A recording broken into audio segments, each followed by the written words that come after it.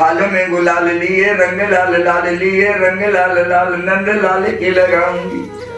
थाल में गुलाल लिए रंग लाल लिए रंग लाल लाल नंद लाल के लगाऊंगी।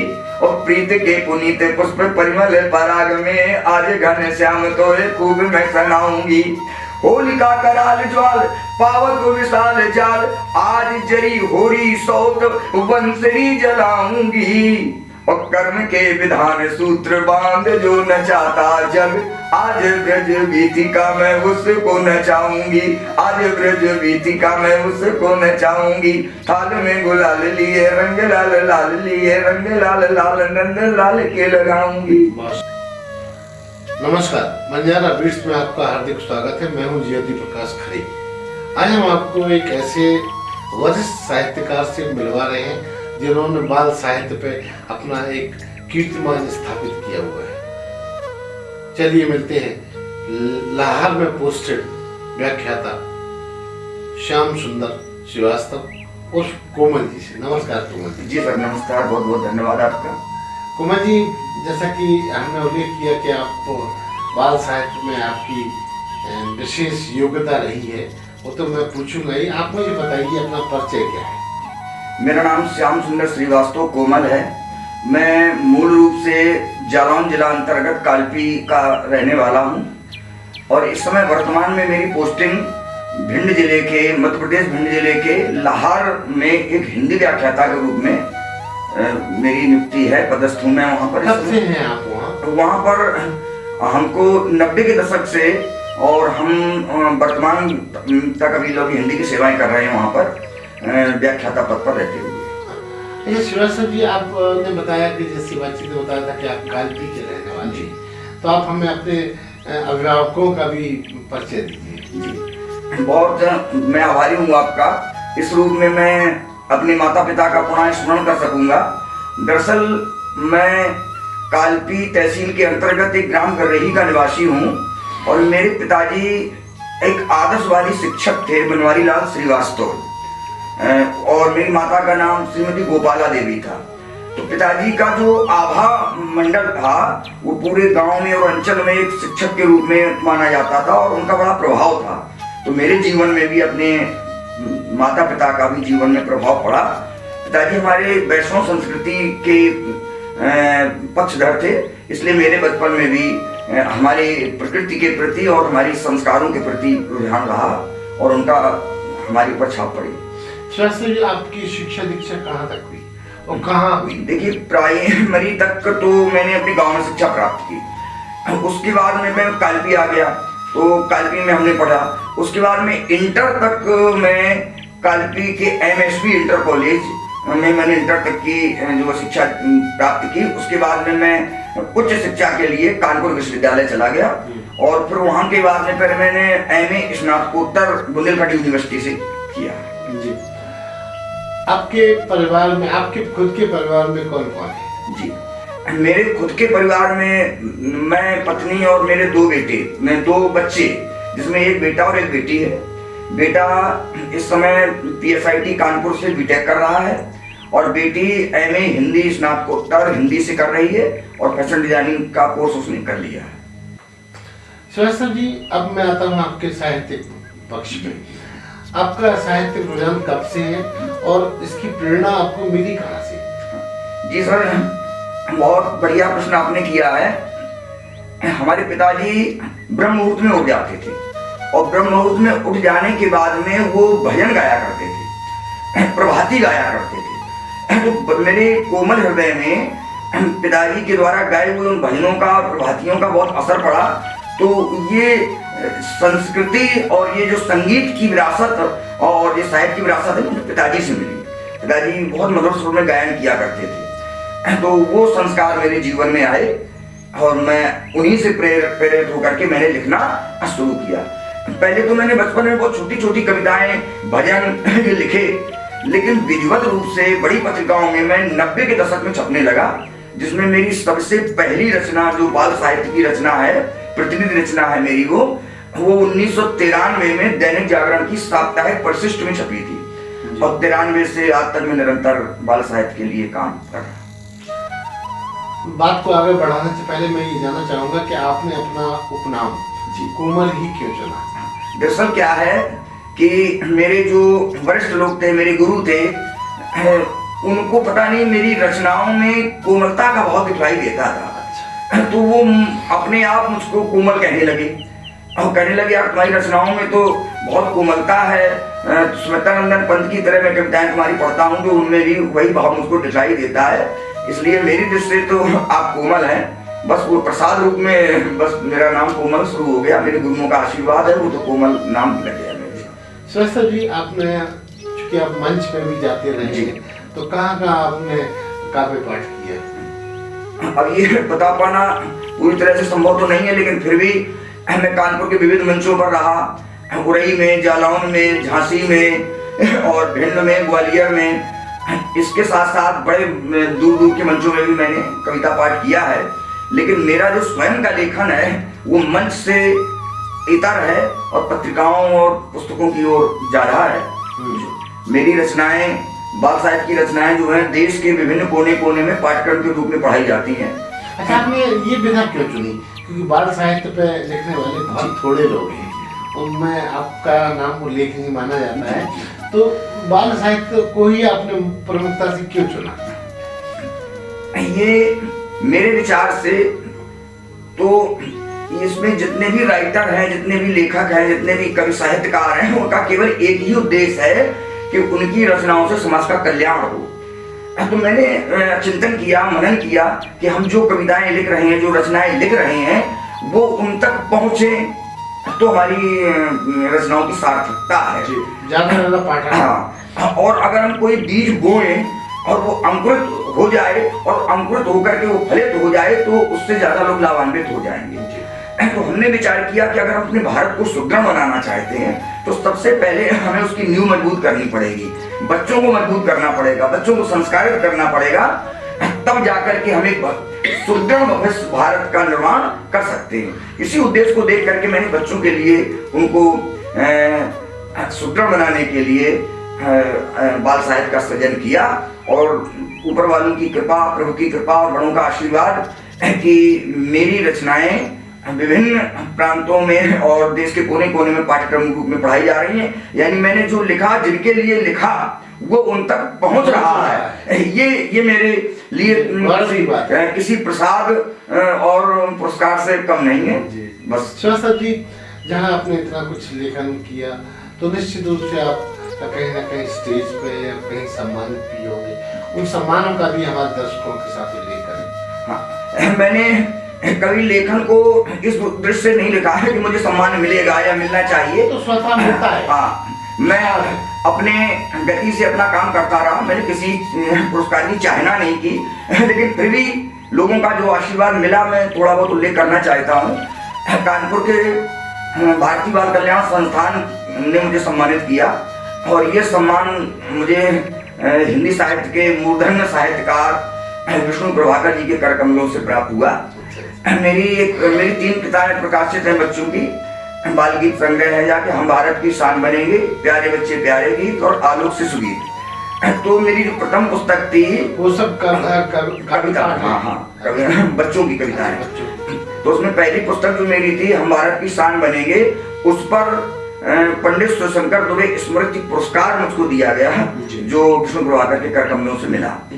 उसके बाद में शताब्दी सम्मान समारोह जो है मध्य भारतीय हिंदी साहित्य सभा ग्वालियर ने मनाया, 100 वर्ष पूरे होने के उसके।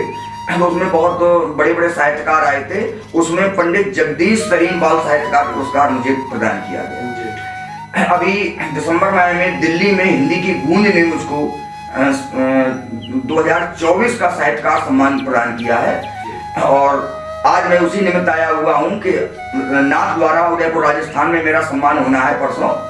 तो आज हमारी यात्रा शुरू होगी और कल हम पहुँचेंगे। हाँ सर।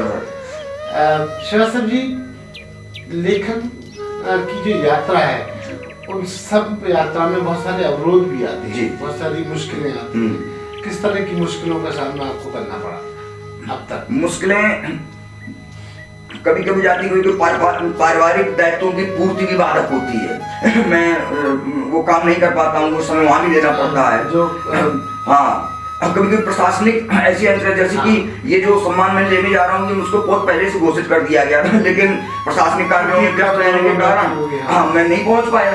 दोबारा तो ये भी आया। दूसरा, तमाम प्रकार की होने लगती हैं, लोगों को नहीं अच्छा लगता है तो प्रकार भी रहता है। हाँ, तो ऐसा भी करते हैं, लेकिन हम पर उसका ज्यादा असर नहीं पड़ता है। लेकिन जो भी आती हैं समस्याएं निराकरण उनके होते हैं, और मैं समर्पित भाव से अपने साहित्य सृजन में लगा रहता हूँ। एक लेखक के साथ ये बड़ी समस्या होती है कि उसको घर में लेख की एनवायरनमेंट मिलने में कई बार बड़ी कठिनाई का सामना होता है। अभी हमने एक इंटरव्यू भी एक परिचय से ऐसी की थी कि लेखक कलाकारों का ग्रस्त जीवन अभिशप्त ज्यादा रहता है। आपके लेखन में आपकी जीवन संगिनी का क्या योगदान है? मेरे लेखन में जीवन संगिनी का तो बहुत अच्छा योगदान है। उन्हीं के योगदान के कारण ही मैं आपके सामने आज बैठा हुआ हूँ।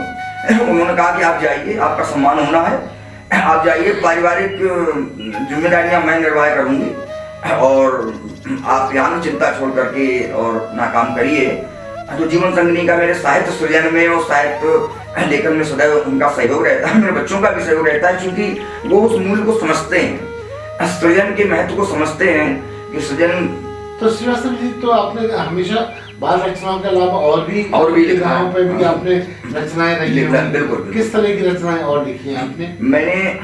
मैं दरअसल क्या हूँ, चाहे बच्चों की कविताएं चाहे बड़ों की कविताएं, मैं पारंपरिक छंदों का समर्थक हूँ जी। मुझे छंदबद्ध रचना बहुत प्रिय है, और मैं प्रयास करता हूँ कि मेरी रचनाएं स्वयं छंदबद्ध हों। हाँ, जिनमें लय हो, गति हो, प्रवाह हो, संगीत हो। तो हम आग्रह करेंगे अब हमें रचनाओं को कोई अपनी रचना का कुछ कतरा या टुकड़ा सुनाएं जो आपको स्मरण हो। हाँ बिल्कुल, मैं और लयबद्ध हो तो और हाँ बिल्कुल, मैं लयबद्ध ही सुनाऊंगा। और हमारी समझ में तो प्रासंगिक ये होगा कि हम 15 दिन बाद 15-20 दिन बाद एक ऐसे पर्व को मनाने जा रहे हैं जो हमारी भारतीय संस्कृति में रंगों का महोत्सव कहा जाता है। तो एक तो होली का पर्व, और दूसरा होली में कन्हैया का जिक्र ना हो तो फिर वो काव्य यात्रा। तो इसलिए मैं कन्हैया जी के श्री चरणों में एक छंद प्रस्तुत कर रहा हूँ, पारंपरिक छंद है, घनाक्षरी छंद मैं दे रहा हूँ। समयावधि हमारे पास में कम है, आपका एक अंश। हाँ बस। तो एक नायिका भगवान कृष्ण के साथ होली खेलने के लिए निकलती है, ये भाव लेकर निकलती है कि इस संसार में केवल सार है तो कन्हैया, तो मैं उन्हीं के साथ होली खेलूंगी, ऐसा विचार करके निकलती है। तो थाल में गुलाल लिए, रंग लाल लाल लिए, रंग लाल लाल नंद लाल के लगाऊंगी। थाल में गुलाल लिए, रंग लाल लाल लिए, रंग लाल लाल नंद लाल के लगाऊंगी। और प्रीत के पुनीत पुष्प परिमल पराग में आज घन श्याम तो खूब मैं सनाऊंगी। होलिका कराल ज्वाल पावक विशाल जाल, आज जरी होरी सौत बंसरी जलाऊंगी। और कर्म के विधान सूत्र बांध जो नचाता जग, आज ब्रज वीथिका में उसको नचाऊंगी, आज ब्रज वीथिका में उसको नचाऊंगी। थाल में गुलाल लिए, रंग लाल लाल लिए, रंग लाल लाल नंद लाल के लगाऊंगी। बहुत शानदार। श्रीवास्तव जी, जैसा कि हमने आपसे बातचीत में कहा था कि ऐसी कौन सी रचना है जो आपकी सिग्नेचर को साबित करती है, यानी आपके व्यक्तित्व का उत्तराधिकारी बनती है, और जब भी आपसे लोग मिलते हो तो वो कहते हो कि श्रीवास्तव जी वही रचना जरूर सुनाइए, आप हमारे दर्शकों के साथ शेयर करें। देखिए, इस संदर्भ में मैं ये कहना चाहूंगा कि जब राक्षसों का आतंक बढ़ा तो विश्वामित्र के यज्ञ विध्वंस होने लगे, तो वो राम के पास गए, दशरथ जी के पास गए, बोले मैं इस निमित्त जो हूँ राम को मांगने आया हूँ। तो दशरथ जी ने कहा कि सब पुत्र मुझे प्राण के समान प्रिय हैं, सभी पुत्र मुझे प्राण की नहीं, राम देत नहीं बनत गुसाई, लेकिन राम को देते हुए मुझे नहीं मिलता है। तो मैं इस संदर्भ में ये कहूंगा कि मुझे समस्त रचनाएं तो मेरी समस्त रचनाएं प्रिय हैं। एक रचनाकार के लिए समस्त रचनाएं प्रिय होती हैं।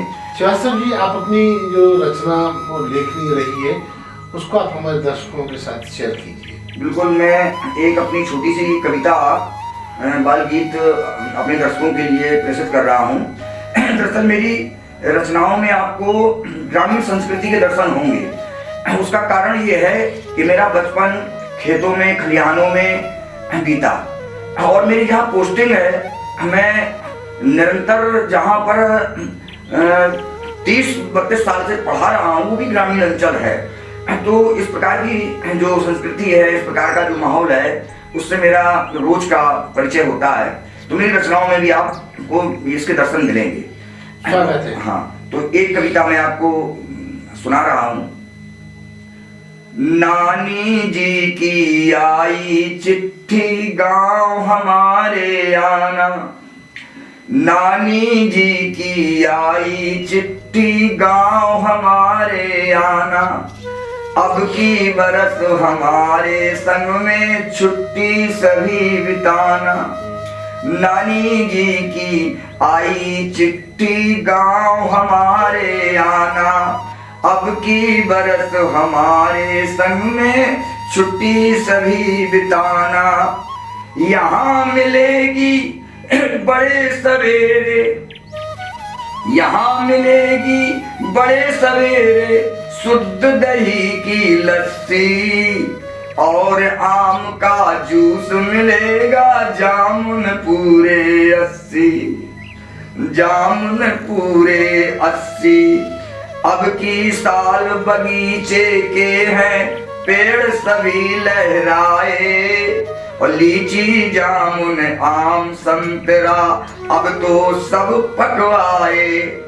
खूब गांव की सैर कराएंगे फिर तुमको नाना, और नानी जी की आई चिट्ठी गांव हमारे आना, अब की बरस हमारे संग में छुट्टी सभी बिताना।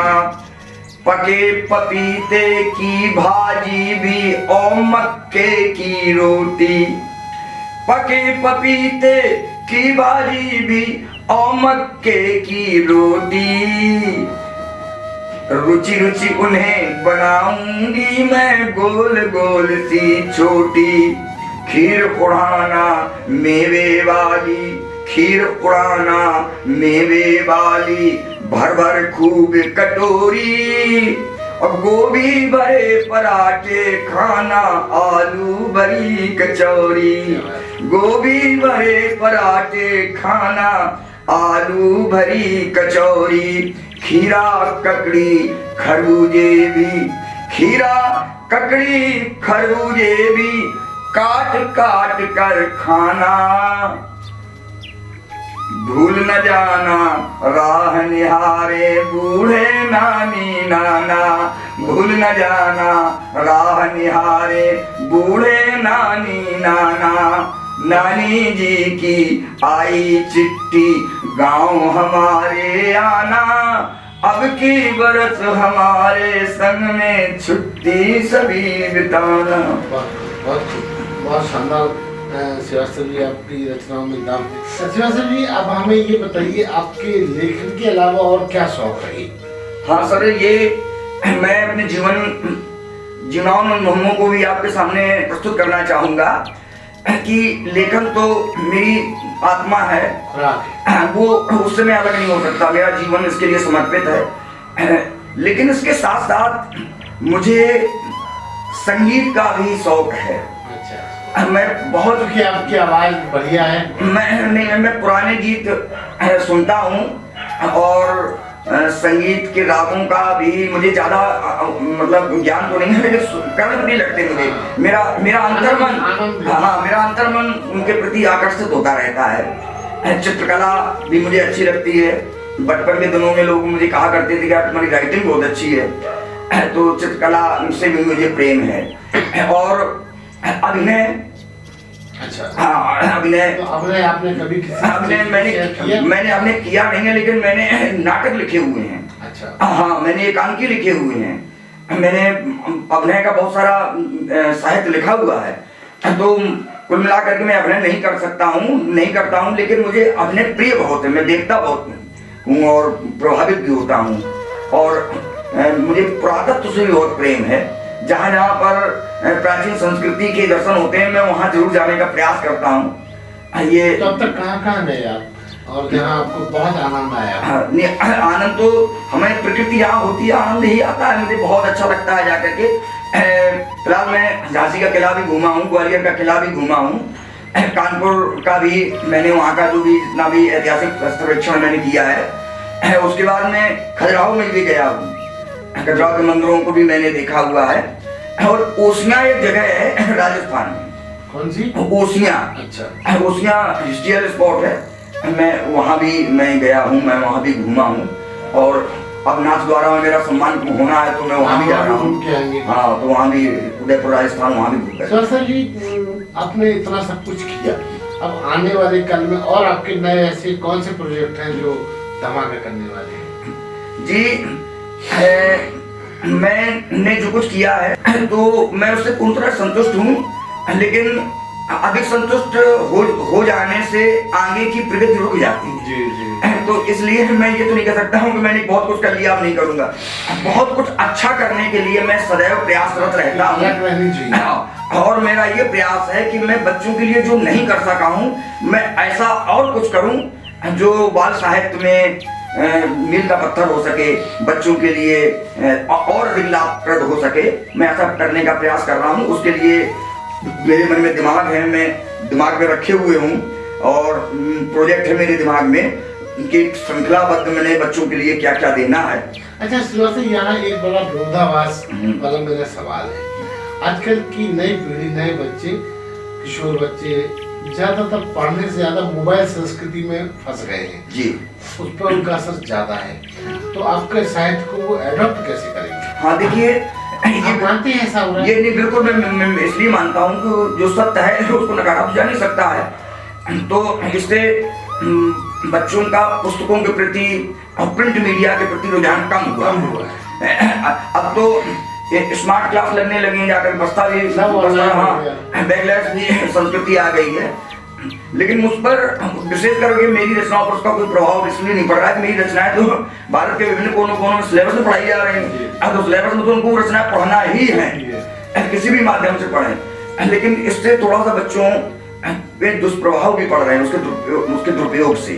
ये सोशल मीडिया में बच्चे मोबाइल में, लैपटॉप में इसमें देख रहे हैं, इससे आंखों का, मस्तिष्क का वो हो रहा है। जी, बातचीत के दौरान आपने बताया था कि आपके ऊपर कोई शोध हुआ है आपकी रचनाओं के ऊपर, तो उसका भी हमारे दर्शकों के साथ आप ब्यौरा दीजिए। वैसे तो मेरे व्यक्तित्व और कृतित्व पर, मेरे बाल रचनाओं पर विभिन्न विश्वविद्यालयों पर कई शोधार्थियों ने अलग अलग तरीके से आलेख लिखे हैं और वो शोध ग्रंथों में सम्मिलित हुए हैं। लेकिन व्यक्तिगत रूप से कालपी कॉलेज कालपी के हिंदी प्रवक्ता डॉक्टर सोमचंद चौहान जी के निर्देशन में कुमारी श्रुति गुप्ता ने बुंदेलखंड यूनिवर्सिटी से मेरे व्यक्तित्व और कृतित्व पर एक शोध प्रबंध लिखा है, एमए हिंदी के चतुर्थ प्रश्न पत्र के विकल्प के रूप में, जो बुंदेलखंड विश्वविद्यालय में सबमिट किया गया है 2013 में। उसका टॉपिक था हिंदी बाल साहित्य अंतर्गत कोमल जी का योगदान। अच्छा, तो इसके अलावा भी कुछ और ऐसा है जो आप हमारे दर्शकों के साथ शेयर करना चाहें? कोई और मुद्दा? नहीं, मुद्दा क्या, मेरा तो जीवन समर्पण केवल बाल साहित्य कल्याण के लिए है। तो मैं यही बार बार कहूँगा, जाकर बच्चों के लिए अच्छी पत्रिकाएं उपलब्ध कराएं, उनको उपहार में पत्रिकाओं का उपहार दें। जन्मदिन का उपहार देना है तो उनको अच्छी पुस्तकें खरीदें और उनको उपहार स्वरूप दें। श्वासा भी बंजारा बीट एक एकेडमिक इंफॉर्मेशन देने वाला चैनल है। हमने इसको विशुद्ध साहित्यिक और धार्मिक एटीट्यूड से इसको तैयार किया है। हम चाहेंगे कि चूंकि आप एक अच्छे बाल साहित्यकार हैं, तो आप हमारी नई पीढ़ी को ऐसा संदेश दें जिससे वो आपसे प्रेरणा पाएं। मैं अपने समस्त मित्रों से, शिक्षकों से और अभिभावकों से विशेष तौर से निवेदन करना चाहता हूँ कि वो बच्चों को संस्कार दें, अपनी संस्कृति से जोड़ें और उनके अंदर ऐसे संस्कार रोपित करें जो आने वाली भारत की जो पीढ़ी है उसमें वो सच्चे राष्ट्र के नागरिक बन सकें और सुदृढ़ भारत के निर्माण में अपना योगदान दे सकें। तो ये थे श्याम सुंदर श्रीवास्तव जी और कोमल, जो बाल साहित्य को लेकर बंजारा बीट के साथ अपनी साहित्यिक चर्चा को शेयर कर रहे थे। बंजारा बीट से बात करने के लिए श्रीवास्तव जी बहुत बहुत धन्यवाद। आपका भी बहुत बहुत आभार। अरे हाँ, इस चैनल को लाइक और सब्सक्राइब करना ना भूलें। देखते रहिए बंजारा बीट्स।